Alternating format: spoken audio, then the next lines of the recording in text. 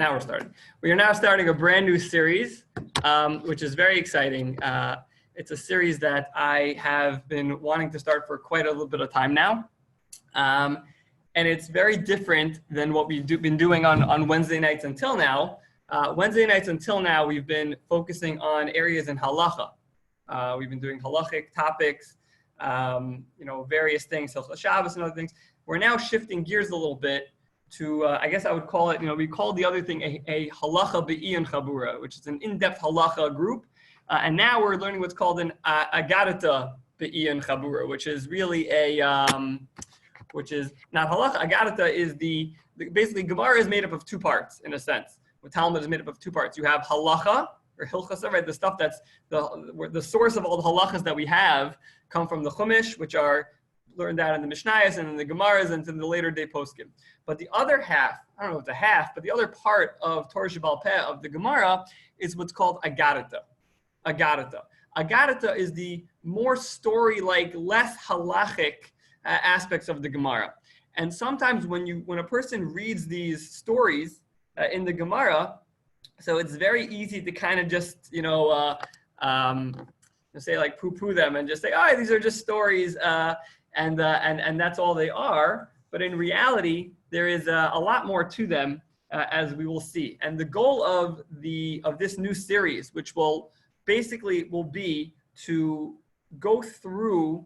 It'll be a couple, it'll be a bunch of different parts, but we'll go through the different agadatas in the Gemara, in various Gemaras. I'll tell you why we're starting with this one now, but the various agadatas in various Gemaras, and explain them in a little more depth, because in truth, these Gemaras, if you look at the Mefarshim, you look at the commentaries on these Gemaras, they're usually very, very deep, and they're said in a very simple way for one reason or another. Maybe we'll talk about that another time, but in any event, they're said in a simple way, but really there's a much deeper meaning behind them. So the big picture goal of this series is to delve deeper into Agadata in general, to get a greater appreciation of what the sages, what Chazal were trying to teach us through these topics.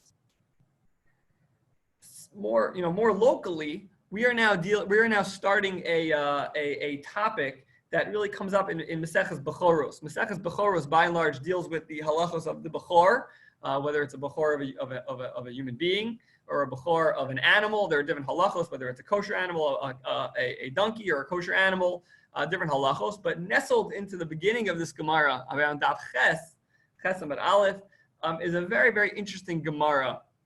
A whole story, it's a whole page of fascinating, and again, on the surface, bizarre and a little bit confusing. But when we delve into it, we'll see that there's a lot of depth and a lot there to do. How did I get to this Gemara? Why? Please.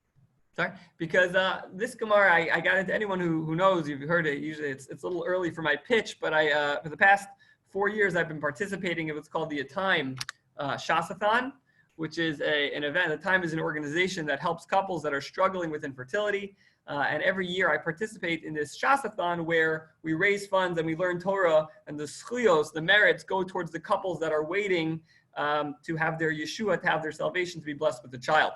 This past year, in February, Baruch Hashem, it was before the whole coronavirus, COVID-19, situation. Again, I can't say before it began, because it was in February. We know that it began before February, but at least became, stopped the country in the world in its tracks. So this was actually part of my allotted learning, was this Gemara. At the time, when the goal is to learn, in a sense, as fast as possible, to get through, to make sure you finish, you kind of had to go through this quickly. But I made a note at the time that this was something that I wanted to revisit, this story, and that's what we're going to be doing now. Okay, great. So we're going to get into what this is. So basically, big picture, I was trying to play in my mind the different ways we could do this. But the big picture here is, the story goes as follows. There was a Tana. A Tana is a Gemara, a rabbi from the Mishnayos. In truth, the title of the shir of the series is From Bavel to Athens. Right? Bavel is where the Gemara was written. Athens is in Greece. In reality, it's really a misnomer, because it really should be From Israel to Athens, because Rabbi Yehoshua, who is the protagonist of our story, which we'll see in just a moment, was a Tana, and he lived in Israel. And we'll discuss when he lived in just a moment, give a little biographical sketch of him. But it's really, again, but the story comes from the Talmud Bavli, which is from Bavel, from Babylonia. That's why I gave him up the title From Bavel to Athens. But if anyone, just to cut off anyone who's going to say, hey, it really should be from Israel to Athens. Okay, we threw that out already in the beginning. So, okay. So, the story is like this. The Gemara begins, and we'll see this inside as well, that it starts with a Tana named Rabbi Yehoshua. Now, who is Rabbi Yehoshua? Rabbi Yehoshua was a great rabbi, a great Tana, a great sage in times of the Mishnah. When did he live? So he lived in Eretz Yisrael, in Israel. He was born a little bit of time before the destruction of the second Beis HaMikdash. And he actually, in fact, which was approximately in the year 70. That's when we assume the Beis HaMikdash was destroyed, the year 70. So he lived a little bit before, was born before that. He was a Levi, a Levite. So he actually sang, was one of the singers in the Beis HaMikdash.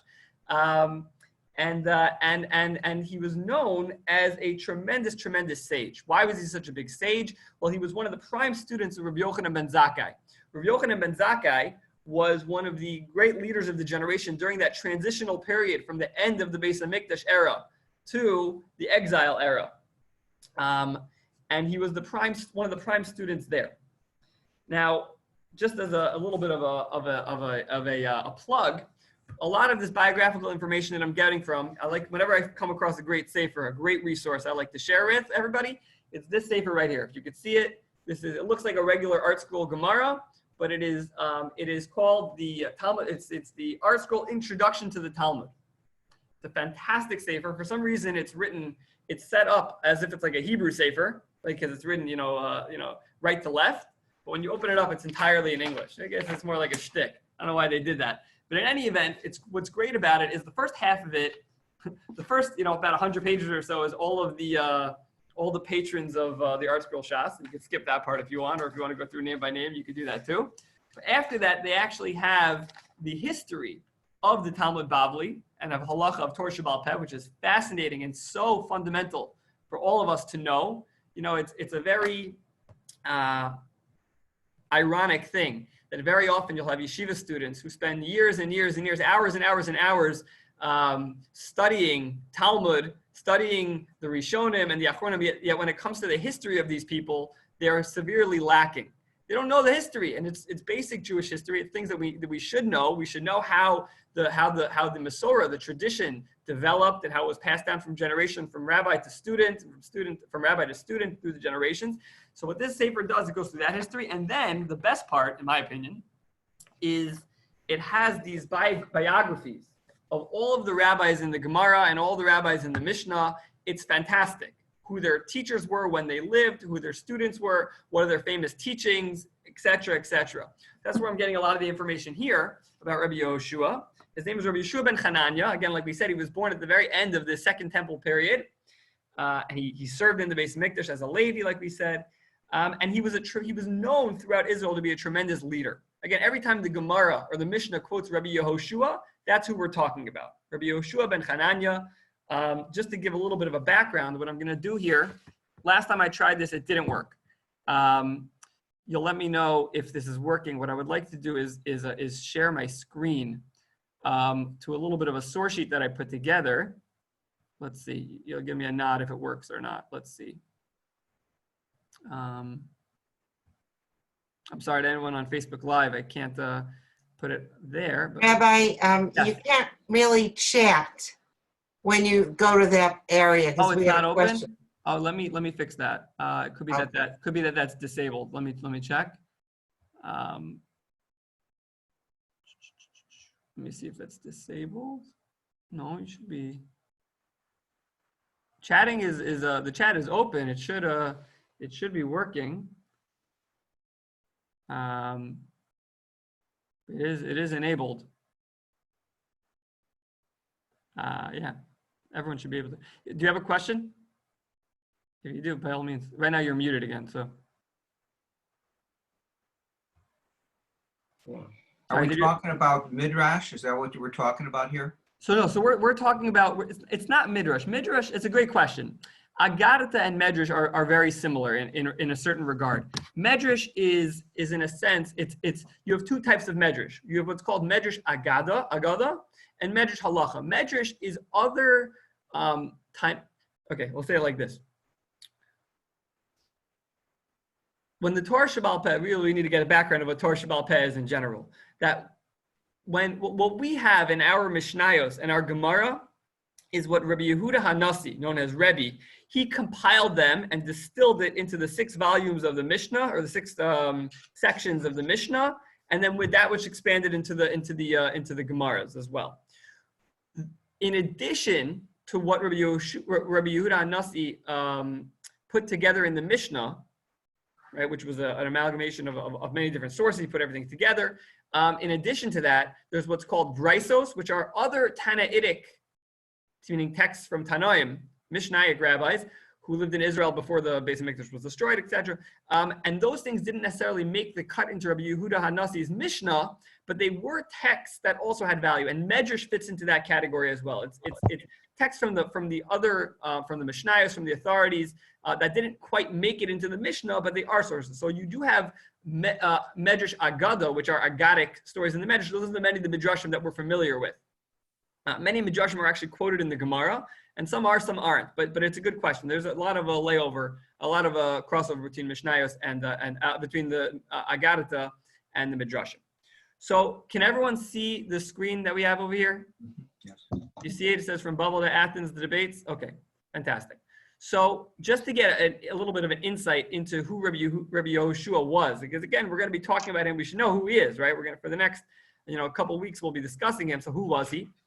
So like we pointed out, he was one of the top students of Rabbi Yochanan ben Zakkai, who himself was a tremendous Torah authority.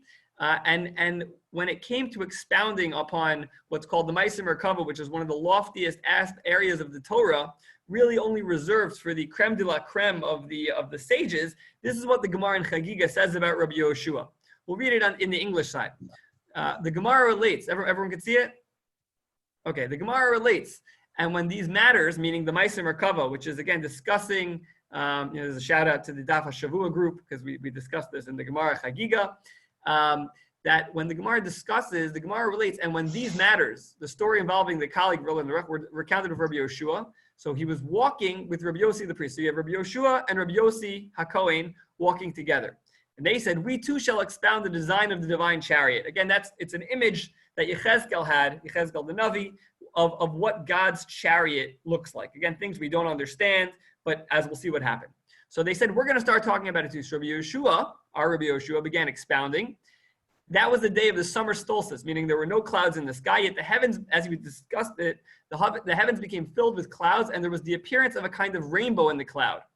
Meaning, the Mefarshim explained it was in a sense the Shekhinah, the divine presence, revealing himself in this world, meaning he was connecting to the Ribono Shel Olam, to Hashem, on such high levels through his expounding these verses that the nature was being uprooted, and Hashem was revealing himself, was becoming so revealed in this world. That was the power that this person had. This was the level of his in terms of being a sage. So the heavens became filled with clouds. There was the appearance of a rainbow, and the ministering angels gathered and to come and listen, like people gathering and coming to see the rejoicing of the bridegroom and bride. So the angels were so pleased with the way he was darshaning, he was expounding the Ma'aseh Merkava, that they came to listen to. And at this point, Rabbi Yochanan ben Zakkai, when he was told about what his students were doing, Rabbi Yochanan ben Zakkai says the famous words about Rabbi Yehoshua, Ashrei Yoladato. Fortunate is the one who bore him, meaning fortunate is the woman who brought him into this world, because she should have such nachas. Again, this is Rabbi Yochanan ben Zakkai saying this about Rabbi Yehoshua. Fortunate is this woman who brought him into this world. Okay, so again, that's who we're dealing with, Rabbi Yehoshua, tremendous sage, tremendous leader.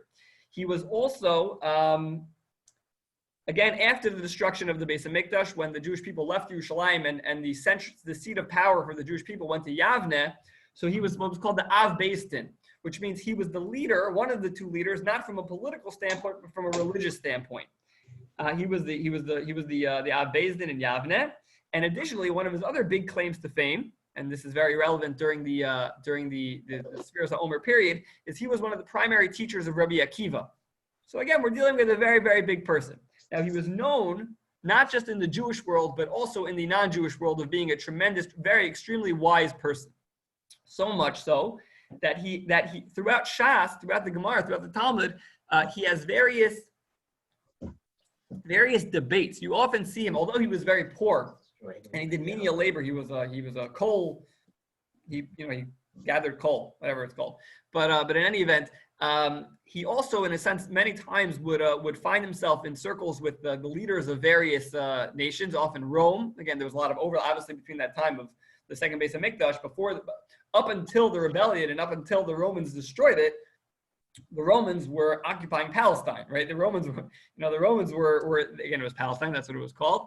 But they were there, and they called it, Judea and the like, and it was called. That's what the land was called at the time. That's where they were there, and they were in Eretz Yisrael, and they had a relationship with the Jewish people up until things got so bad that there was rebellion, and ultimately the Romans came and destroyed the Beis HaMikdash.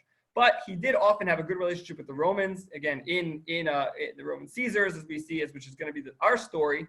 But there are many other examples of these debates. For example, one time Caesar said to him, I want to see your God. So what are you going to say to that? So he said, look at the sun.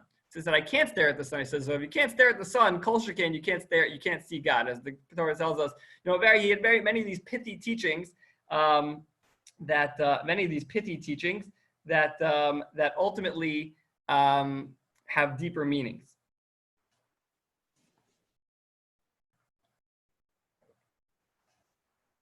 Okay, so let's look at the beginning of this story. Let's look at the very beginning, how our story begins. We know a little bit about Rabbi Yehoshua now. Now let's get to the story itself. So the Gemara tells us, if you see the source number 2 over here, the Gemara Bechoros. So we'll read it in Hebrew and then we'll read it in English. Amar le Keser Rabbi Yehoshua ben Hanania. So the Gemara, just a little bit of a background. The Gemara had been discussing, we'll have to get into a little bit more of a discussion as to why the Gemara was discussing this. But the Gemara was discussing the various gestation periods of the various animals. Okay, so that's what it was talking about. How long does each animal how long is the animal pregnant and when does it give birth? Okay, so the Gemara says like this: Amalei Kesar le Yehoshua ben Hanania. So the Kesar, the Caesar, said to Yehoshua ben Hanania, Nachash lekama miyavid, le'amid miyavid umolid. How long? What is the gestation period of a snake? And how long does a snake give birth? So Amalei, so this is based on the Gemara earlier, l'shev shani. So he says 7 years. 7 years the snake is pregnant. And then it gives birth. Now, where does this come from? So the Gemara discusses, because the snake, again, it's a calculation. It goes through all the numbers. The pasuk in Bereshis tells us that the snake was cursed more than any other animal. And since the animal before of 7 years was like a year, so 7 times that is going to be 7, and that's how the Gemara gets to 7 years. So he says 7 years, 7 years.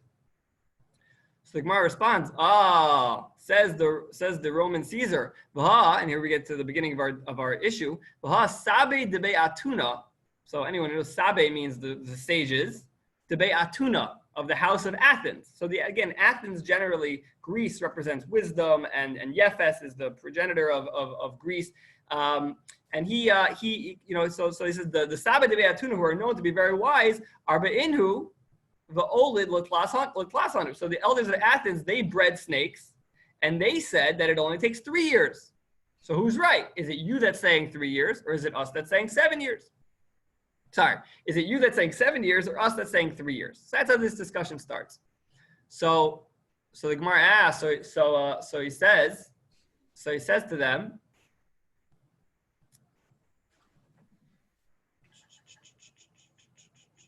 So he says, Hanu me'avri havu me'ikar. He says, no, you know why? Again, look at the English. He says, you know why they say 3 years? Because the snakes, when they started looking at the snakes were already pregnant for 4 years. And when they started looking at them, there are only 3 years left. So the Gemara says, but the snakes were cohabiting. And if snakes are cohabiting, we know if they're engaging in cohabitation, only animals that are in heat will cohabit. If the animal's pregnant, then there's no need to engage in cohabitation. So Yehoshua responded, snakes also engage in intercourse like people, meaning even though when they're already pregnant, they're still going to be together. So what do we see from here? So now we'll pause here for a moment. We'll pause here for a moment because we need to understand a couple things. Snakes lay eggs. Well, that's true. They do. Again, it happens to be, I did a little bit of research into snakes for this year. Here, I'm going to pause this for a second. I'm going to stop the share just so I can see everybody again. Okay, so it happens to be, it's true, snakes, some snakes do lay eggs, others don't. There are different types of snakes and different types of how snakes give birth and like. But what's interesting here is a couple things. Okay, so basically what's going to happen, I'll give a little bit of a spoiler, is that he's going to tell them, basically Yehoshua responds, okay, but I'm smarter than them. You know, he says, who's right? The Sabi de Tuna are known to be very wise. They're exceedingly wise. So Yehoshua responds, no, don't worry about it. I'm actually smarter than them. Don't worry about it. So to which the Caesar responds, okay, if you're so smart, if you're much smarter than them, I want you to go to Athens and debate them. And if you win the debate, I'll do whatever you want. I'll do whatever you want. Okay, so that's how the story goes. And then ultimately what's going to happen, we're going to continue on with this. We're not going to get to the actual debate this week, Mirza Hashem, but Mirza Hashem next week. But basically, he goes to Athens and he starts the debate with these Athenian sages, and we're going to discuss the various interpretations going there. Okay, so the first question here, though, is what exactly is this? You know, the Gemara is telling us this story for a reason. Right? The Gemara doesn't just, it's not just, happens to be, it came to their mind and they decided to talk about it. The Gemara is telling us this story, which means that we need to understand what the Gemara is talking about. So the Vilna Gaon, so let me just give a little bit of I should have said this earlier, and that is that when learning halacha, there are certain sources you could just go to. You go to most of the Rishonim discuss most of the halachic sources, the halachic discussions. When you're learning Agadata, it's a little bit harder because there's not as much in the main place, but you have to look around. So I'll tell you now, the three main sources, at least for tonight, that we're going to be focusing on are the Maharsha, who was Shmuel Adels, who was a Rav in Poland in the 1600s, and he actually, it's interesting, it wasn't his original last name. He took the last name Adels because his mother-in-law, whose name was Adel, actually was a wealthy woman. And she actually supported him in his learning and his entire yeshiva and all of the students in the yeshiva. And because of that, in honor of her, he actually changed his last name to her last name in her honor. It's an interesting story. So he's in the back of the Gemara. He deals with a lot of these things. So the Maharsha, or Shmuel Adel. You have the Vilna Gaon, Elio me Vilna, who is known as one of the great, the fact that we give him the title of Gaon means he was a great sage. He lived in Vilna. And then finally, the Maharal, or Yehuda Lowy, who was, again, famous, unfortunately for many, he's famous for what's called the Golem of Prague. But that was, again, whether or not that actually happened is a mystery. What he is really famous for is he's a tremendous Bal Machshava, again, a tremendous master of Jewish philosophy. You go through his works on Jewish philosophy and the like, a tremendous master in that area. So those are the three main sources we're going to be picking up from. There are many others. And we're going to come back to them. The art scroll happens to be the art scroll Schadenstein Gemara on the footnotes gives a lot of tremendous great sources and puts things in a very clear way. So that's also where this comes from. So the Vilna Gaon explains what exactly is this debate here? Why do they need a debate? Who cares? It's one thing we understand during the times later when the Ramban, Rav Moshe ben Nachman, had to debate the Christians because they were living in the Christian lands and there was anti-Semitism. But why does the Caesar need Yehoshua to go over to Rome, to Athens to debate these guys? What's going on here? So the Vilna Gaon explains that what's happening here on a very much deeper level is really acting out the psukim. We know that when Rabbi Yehoshua told the Caesar that he's actually smarter than the Athenians, that struck a chord. Why? Because we know that Athens and Rome as well come from Esav. Esav, we know, was the brother of Yaakov, right? So what the debate was, and this is again, we see a little bit of allusions to this even in later generations of the Yaakov-Esav relationship, is that Esav initially, the Torah tells us that Yaakov loved that Yitzchak loved Esav kitzayid befiv. He was a hunter in his mouth, meaning he was able to use. He was very smart. Esav was a smart guy. He was conniving, but he was very clever. And it's, what does it say about Yaakov? It says, Yaakov ish tam yoshev oalim. Now, we're not too far from Pesach to know that how do we often describe the tam of the Seder of the four sons? He's not the chacham, right? He's a simpleton. He's simple, right? Yaakov was naive. He was simple. He just liked to sit and learn. He gave him a Gemara. He's fine. He doesn't need to necessarily engage in all of the worldly discussions. He was a simple, plain, naive person, sat and learned, in his tent. And so but later we know that later, again, I have the text over here. If we want to just look really quick, let me share that again. If you look at the text, we said just as a moment ago, Vayigdu al Na'arim, right? Vayesav ish yedei tzayid ish sadeh, Vayakov ish tam yoshev oalim. He was a mild man, a simple person. But then the pasuk says later, when it comes to the parsha of Yaakov and Esav, when Yaakov steals the brachos from Esav, what does Esav say? Vayomer hachi krashmo Yaakov. This is why his name is Yaakov. V'yakvenu zeh pa'amayim, because he might supplant me 2 times, meaning he tricked me. Akev also means, in a sense, it means crooked, right? That Yaakov, we see through Yaakov's development that although he started as an Ishtam, we see that he began to become a little bit wiser, a little bit more clever, right? We see by Lavan also that he was able to play Lavan's games with him, which means that Yaakov, although he starts naive, he never loses his righteousness, but he learns how to play the game a little bit in order to be clever as everyone else. And that's what this discussion is. The Gra explains that the Romans, the Caesar was saying, you're Yaakov, you're not so smart. You're the Ishtam, Yoshev Oalim, that is your destiny. To which he's responding, no. Ekveni zeh pa'amayim was how it ended, right? At the end, that Yaakov was really wiser than Esav, and that's really the background of this debate, according to the Vilna Gaon. All these debates that we have is really this internal or this struggle, this generational struggle between Yaakov and Esav, constantly playing up again as to who deserves the birthright of Yitzchak, and that's really what's going on here. We see that also the fact that this was going on in the land of Israel, and that's also significant because Yitzchak never left Israel. In terms of fighting over this birthright, which is what's going to many of these debates. And when he actually gets to Athens, we're going to see are about in the background, right? Not on the forefront. The forefront it seems very simple and plain, but in the background, many of these discussions are about, as it says in the blurb for the shir, is about the status of chosen nation, chosen people of the Jewish people. So that's just a little bit of background here. But the question is like this. When we're discussing this idea, okay, so what's the basic question that we start with? Again, this is all introduction. We're not going to get to the debate between Rabbi Yehoshua and the Athenians just yet. That'll be next week in Mirz Hashem. But getting a little bit, we're talking about the snake situation. Seems like a very, very, what exactly, why are we spending our time talking about the debate between how long the gestation period of a snake is? Why is that significant? So in truth, the Marsha, as we pointed out earlier, actually explains that this is a little bit of a deeper level. That it's not really only specifically talking about the gestation of a snake, but rather it's a clash in worldviews. As we know, again, the Athenians, Athens, Greek wisdom is very much dependent and very much defined by a focus on the scientific method and nature, which again, don't get me wrong. I'm not saying that we should not be using scientific method and looking at nature. But what I am saying, and what the Gemara is saying, according to the Marsha, is that we know that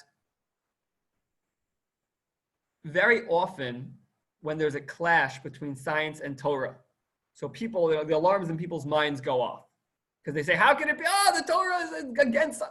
So we have to realize that the Torah and the science books and the scientists are very often not arguing, but speaking to different points, speaking to different languages. They're speaking different languages. They're speaking in a sense at each other, not to each other. That's how it's understood. But if one honestly understands science and one honestly understands Torah, we see that it jives more often than we think. And what the Marsha is explaining is that the understanding of the Greeks here about the snake situation, because again, go look. What is it, 3 or is it 7? We could figure this out, right? Do a test, right?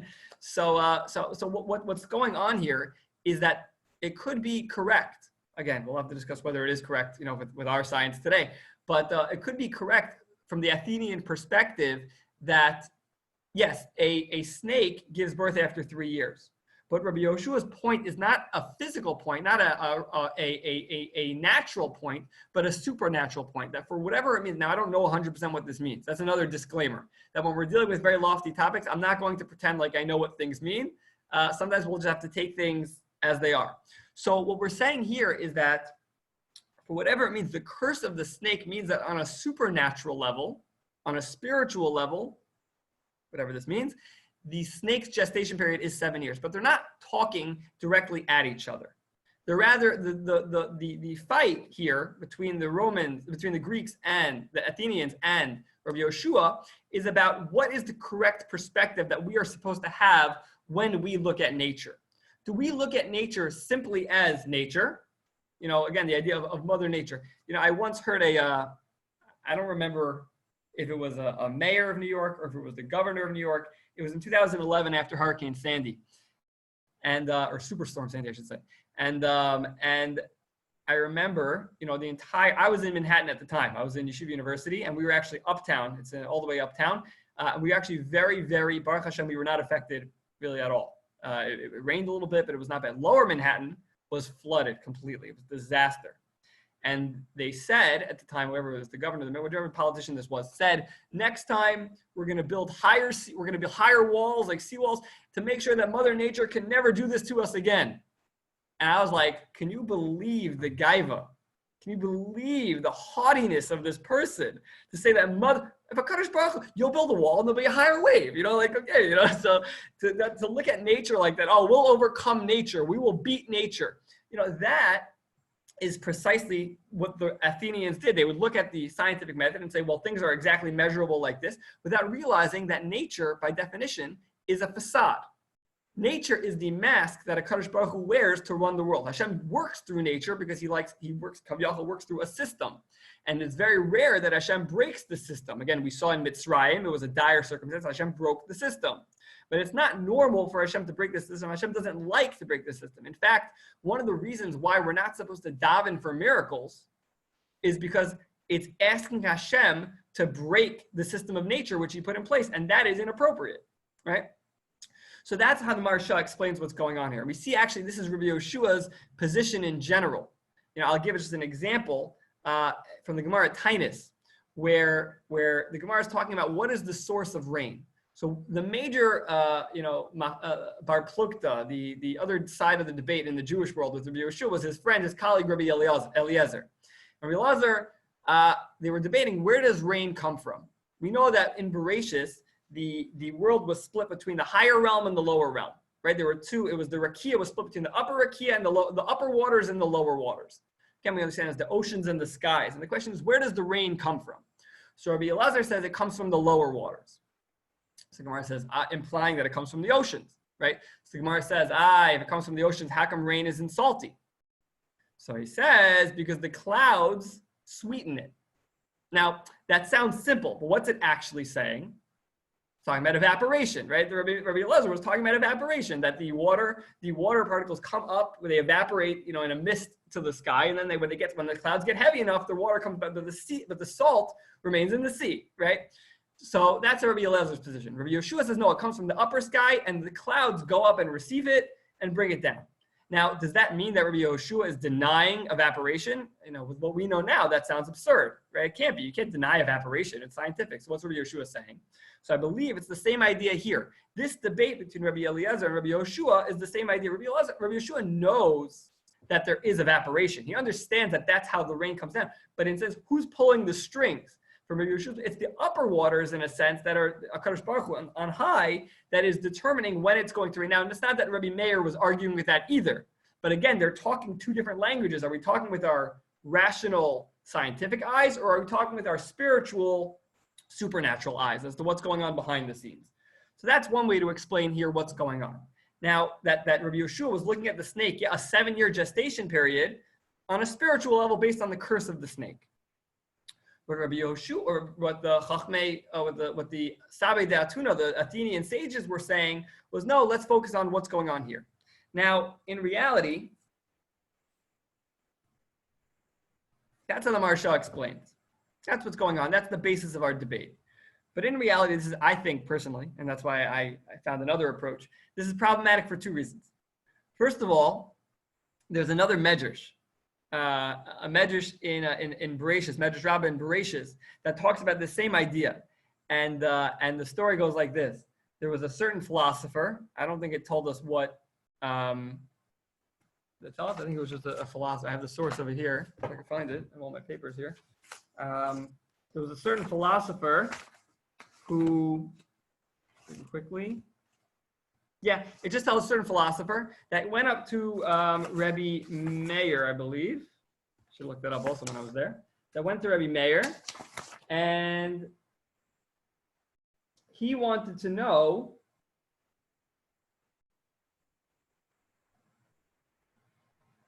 sorry. So he wanted to know how long the gestation period of a snake is. Right? The Gemara just told the Medrash had just told us that it was 7 years. So it says this person, what did he do? He took two snakes. When he somehow knew that they weren't that the female wasn't pregnant, put them into a like a barrel, and then made sure that they were together, and then waited to see how long it took for them to have a snake, for a snake to be born. So then he goes to Rabbi Gamliel. It doesn't tell us what the amount is, how long it was, but he goes to Rabbi Gamliel and he says, Rabbi Gamliel, how long does it take a snake to give birth? And Rabbi Gamliel didn't know until Rabbi Yehoshua came to him and told him 7 years. Again, the same Rabbi Yehoshua says 7 years based on this Gemara. So then it says that the philosopher, banged his head on the wall and said, it took me 7 years to figure this out with my science experiment. Yet it took this rabbi, 5 seconds to figure it out based on the Torah. That's what the Medrash says. So first of all, we see a problem because it's not just a Jewish thing versus a non-Jewish thing, a spiritual eyes versus a physical eyes. There's another philosopher in the Medrash that seems to assume that it's 7 years too, right? So it's hard to say that that's really what's going on here. It's a little bit difficult. The other major problem that I personally have with this approach, now it could be a science and science evolves, but I did a little bit of research and no snakes, as far as I know, give birth after 7 years. And no snakes, as far as I know, give birth after 3 years. It's more within the 1 year range, even though they're like, apparently was one case once of a snake that gave birth after 7 years, but they definitely can't make the rule out of that. So if that's the case, what exactly is going on here? And that's why, as a jump off point, we could say that that's why it's clear that these, or at least according to some, that these Gemaras, these debates cannot be taken literally in a sense. It could be the stories. I don't mean that the stories aren't literal, meaning that Rabbi Yehoshua had this discussion, although some doubt that too. The Maharal says certain parts of the story is just allegory, but certainly the messages are the more important part than the words that are coming out. So based on this, I saw an amazing approach that is extremely, extremely timely. Maybe we'll conclude with this idea. And that again is of the Vilna Gaon, the Gra. And the Gra explains, I'm telling you, I was sometimes you have something that you plan on saying. This is an insight into a rabbi's, or anyone who's giving a class's head. Sometimes you know what you're going to say and you'll find the source that'll say it. If you know what you want to say, you can always find the source that'll help you say it.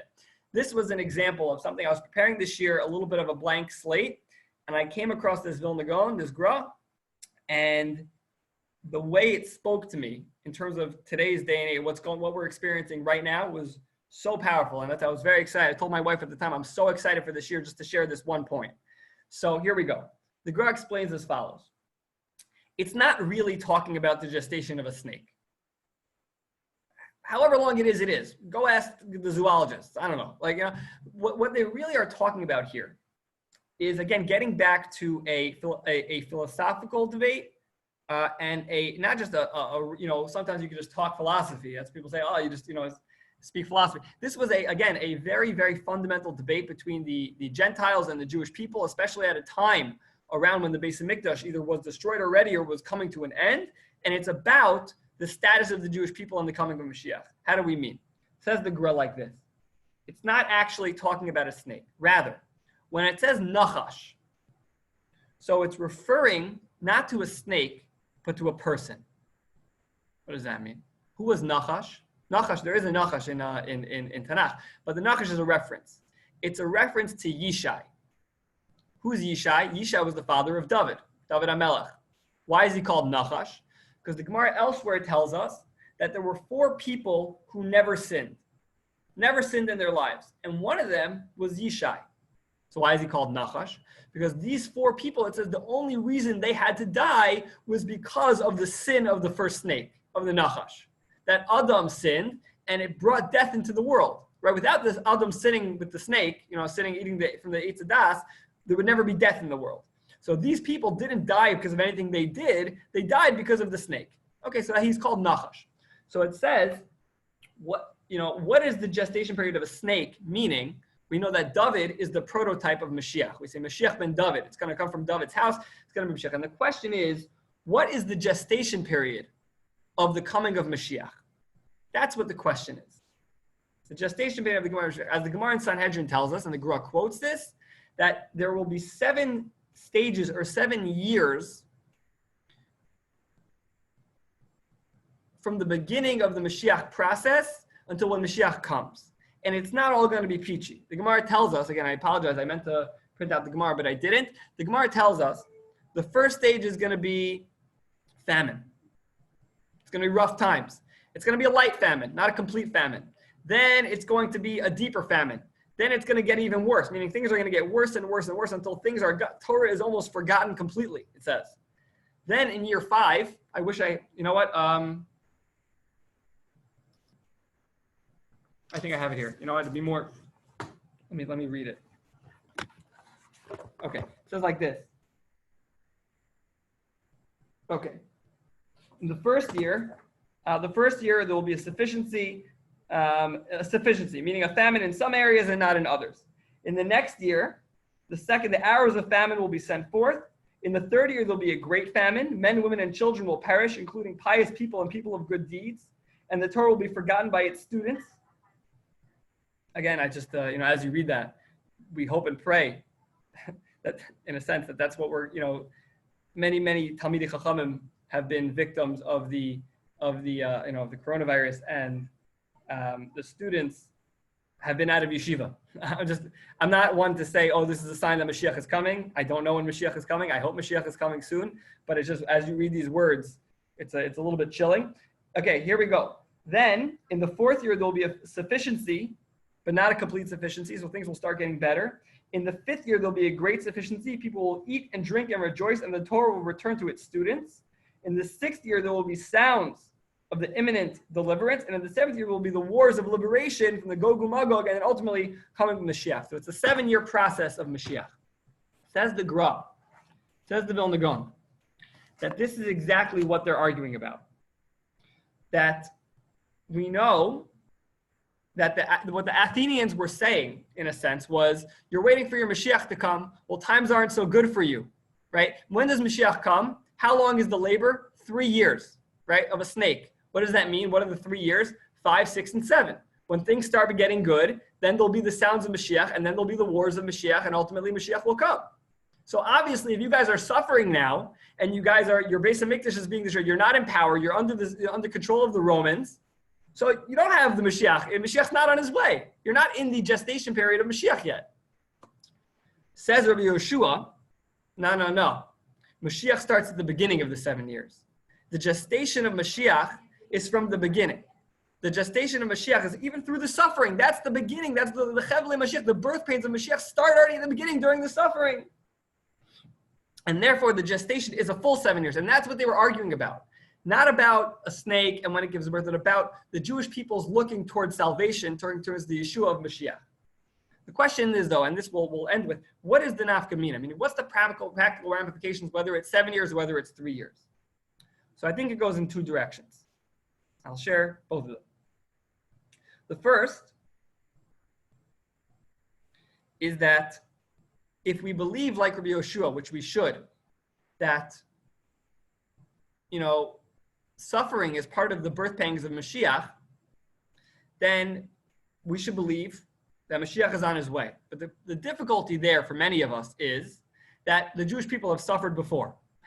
We've suffered before. And Mashiach didn't come. So how do we know this is it?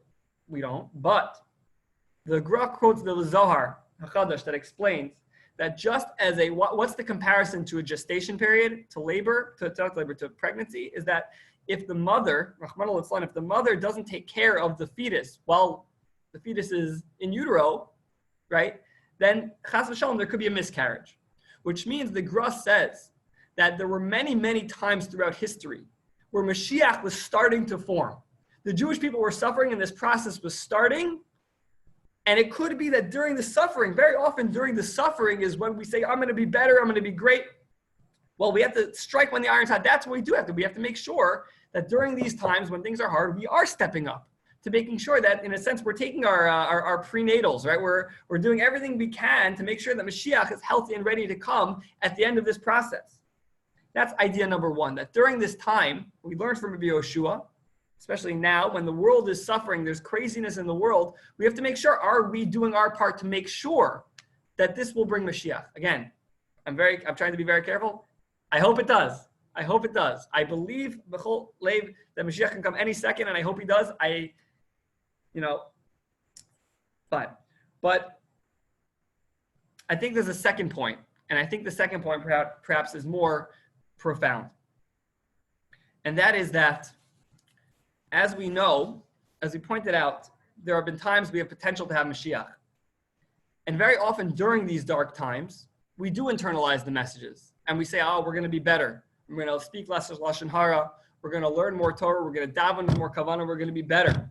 And Mashiach Taka begins to form in a sense. But we know that part of the Mashiach process is also the good years, right? When we get out of the labor pain, when we get out of the suffering, so that's years 1, 2, 3, and 4. Once we get to year 5, things start becoming, or really in year 4, things start becoming good. And very unfortunately, a lot of times what happens when things become good again is we forget all the things that we tried to internalize when things weren't as good.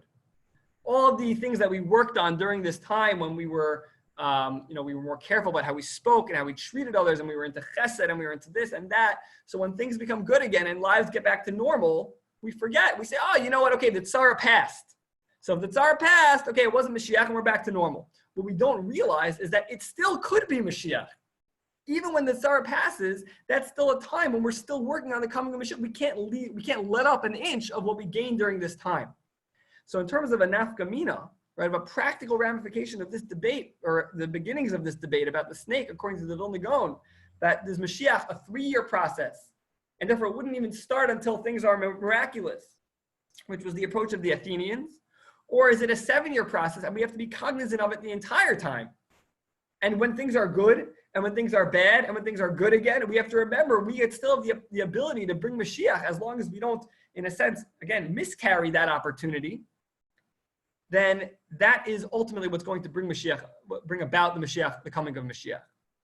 So, again, this is something that when I saw this inside, I couldn't believe, in terms of speaking to us, on both approaches, both the fact that in the dark time, we have to be careful. We have to make sure to take things upon ourselves, to be better, so that we make sure that we are nurturing the possibility that maybe this taka is Mashiach coming, Mirza Hashem, and it should be, Be'ezus Hashem.